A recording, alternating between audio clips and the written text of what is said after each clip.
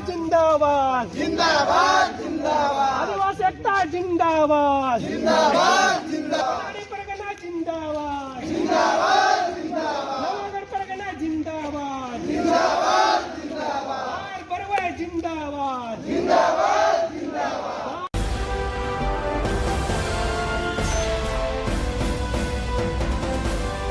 हिंदुस्तान की आज़ादी के लिए कुर्बानी देने वाले वीर सपूतों की लंबी फहरिस्त है और कई हमें इतिहास की किताबों में पढ़ने को भी मिलते हैं। ऐसे कई सिपाही हैं जिन्होंने देश को अंग्रेजों के चंगुल से मुक्त कराने के लिए लड़ाई लड़ी, लेकिन वे गुमनाम हैं और इतिहास के पन्नों में उनका जिक्र कम ही मिलता है। ऐसे ही गुमनाम सिपाही हैं टाना भगत। वे राष्ट्रपिता महात्मा गांधी के सच्चे अनुयायी हैं।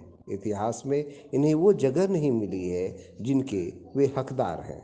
टाना भगतों ने एक अलग संस्कृति को जन्म दिया है। इनके जीवन में खादी का विशेष महत्व है। खादी की टोपी और कुर्ता इनका पहनावा है। टाना भगतों की जिंदगी में झंडा पूजा का बड़ा महत्व है। ये हर दिन चरखा वाले तिरंगा की पूजा करते हैं।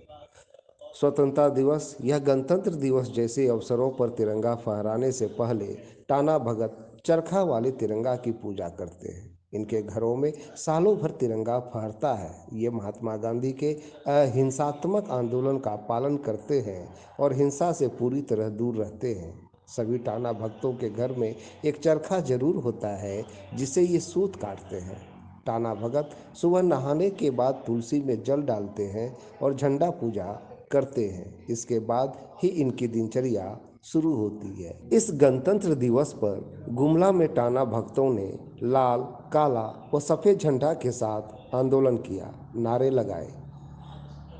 वे झारखंड राज्य के भीतर अनुसूचित क्षेत्र में कार्यपालक शक्ति के अस्तित्व में न होने का विरोध कर रहे थे। टाना भगत संसद द्वारा बनाए गए विधियों के अनुपालन न होने पर लाल, काला, सफ़ेद झंडा फहराकर झारखंड सरकार को संदेश दिया कि अब वे लोग जागरूक हो चुके हैं।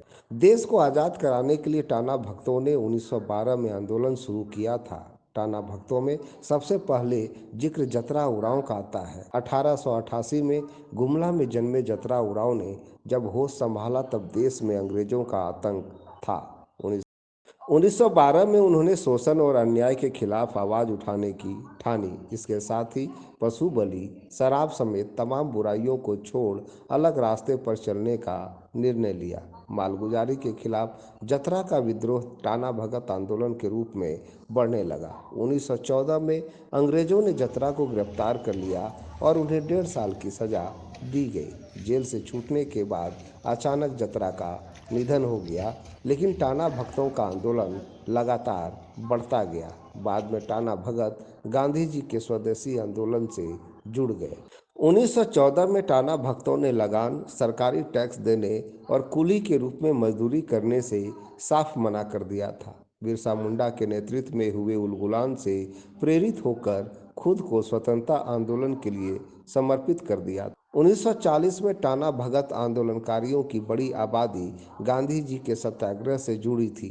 1942 में लोहरदगा के कुड़ू थाना में टाना भक्तों ने पहली बार तिरंगा फहराया था। अंग्रेजों के खिलाफ आंदोलन करने की वजह से टाना भक्तों को जेल भी जाना पड़ा था। इसमें 6 टाना भक्तों की मौत भी हो गई थी। इतिहासकार बताते हैं कि टाना मतलब टानना यानी खींचना। टाना भक्तों की ये सोच रहती है कि जो पिछड़े समुदाय से हैं और जो आगे नहीं बढ़ पा रहे हैं उन्हें ऊपर टानो, मतलब उन लोगों को ऊपर खींचो और आगे बढ़ने में मदद करो ताकि उनका भी जीवन स्तर सुधर सके। इनके भजन में भी टाना शब्द अधिक प्रयोग होता है।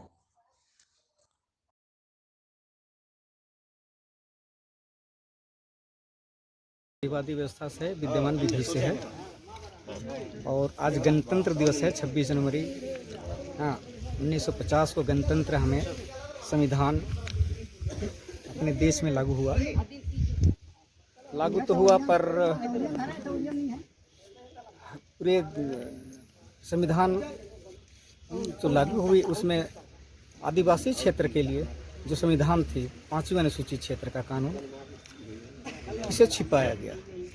शुरू में 10 साल के लिए बोला गया था, लेकिन ये 70 साल बीत जाने के बाद भी ये संविधान में जो प्रावधान निहित है उसे छुपाया गया था। उसे 2021 में भी हम लोग यहाँ पर झंडा गाड़ी किए थे और उसी तहत आज फिर ये झंडा गाड़ी यहाँ हो रहा है। इसका मतलब क्या कारण है?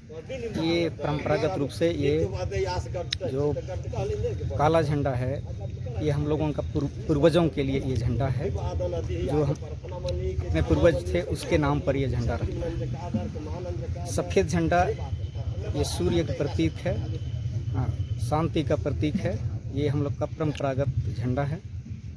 और लाल झंडा जो है ये भी भाईचारा का है, ये नहीं समझना ये खतरा झंडा है।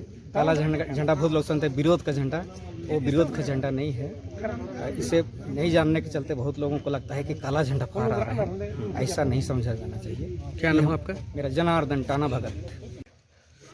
ये आंदोलन नहीं है, ये हम लोग का परंपरागत व्यवस्था जो पहले स्वतंत्र होने के पहले छोटा नागपुर राज था, हम सब आदिवासियों का था जो स्वतंत्र होने के पहले था।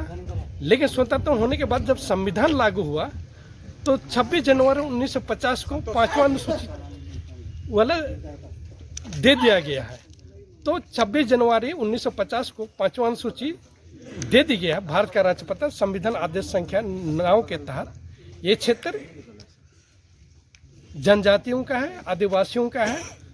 जिस समय संविधान लागू हुआ उसी समय ये क्षेत्र दे दिया गया। उस समय ये क्षेत्र बिहार राज्य में था। बिहार राज्य के भीतर हम लोग का जो परंपरा के अनुसार, यानी कि गांव बसने के पहले हम लोग का दिवमड़ाई होता था। उस दिवमड़ाई में किसको बसाना है किसको नहीं बसाना है वो क्षेत्र निर्धारित करता था। तो हम लोग का सफ़ेद झंडा होता है, हम लोग का धर्मेश भगवान जो बोलता है उसका प्रतीक है। लाल झंडा है हम लोग का प्रकृति का प्रतीक है। और काला झंडा जो है हम लोग का पूर्वज माँ बाबा लोगों का प्रतीक है। तो इस दिवस पर विज्ञान विधि अधिरूपित करती है, वो पारंपरिक झंडा हम लोग फहरा रहे हैं। क्या नाम है आपका? मेरा धनेश्वर टप्पू।